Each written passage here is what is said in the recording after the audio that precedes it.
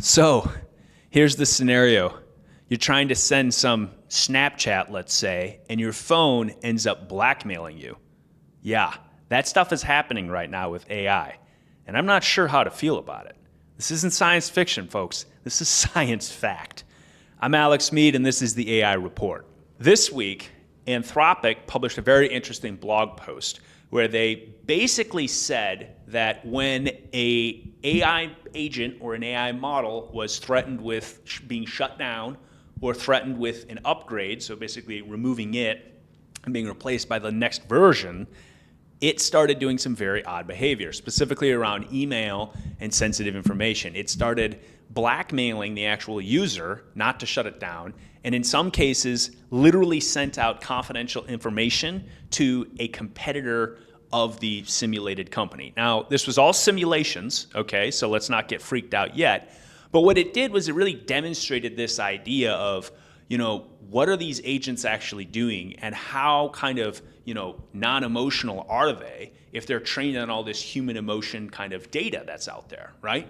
So there's a lot of potential things here that we're starting to discover about how these models actually operate in practice. I don't know how you feel about that, but let's walk through a couple hypotheticals, okay, that this might affect you, right? So for me, my laptop is starting to become on the fritz. It's about 3 years old, I'm running out of hard drive, and I'm thinking about getting a new one. But I might need to be careful about what I search or what I'm even talking about, because imagine that the AI model that's running inside threatens to send an email to my boss about the real reason that maybe I took off last Friday. And it wasn't because of the sick reason I gave, but it was actually because I wanted to go to the beach, right? Or, getting a little bit spicy. Maybe you sent out some photos to your significant other. Do you want your chatbot-based phone to have that information and potentially use it against you?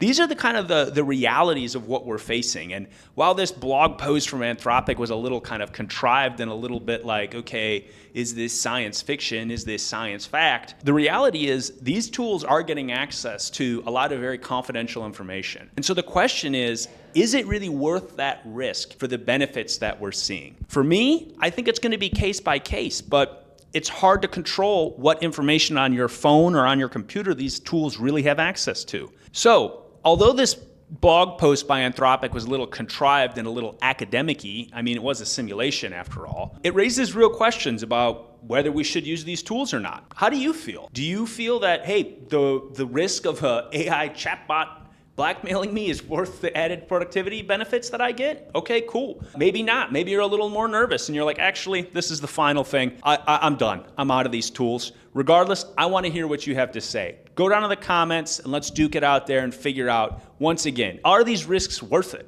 Because it's not so clear and it might not be the same for everybody.